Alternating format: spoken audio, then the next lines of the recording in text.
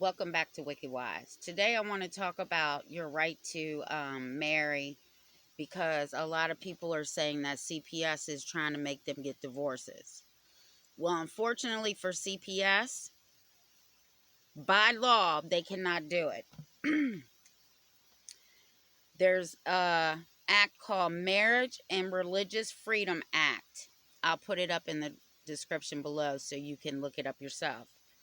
It says it prohibits the federal government from taking an adverse action against a person on the basis of such person acts in accordance with religion belief that marriage is or should be recognized as a union between a man and a woman, or two, sexual relationships are properly reserved to such marriage. So denying or revoking people's right to marry is against the law. It deprived you of your right, under the 14th Amendment, which is life, happiness, and your liberty. It's very disturbing to me that we have CPS workers forcing parents to divorce in order to get their children back. Now, I'm not talking about a man or a woman that's beating the hell out of each other. We're not talking about those people, right? Because if that's going on, you shouldn't even be married to that person. It also says that the state cannot infringe on your marriage. Okay? Just remember that. The state nor the federal government can infringe upon your marriage. And we have CPS workers who believe that they're God, right? Do this or else. Or else what?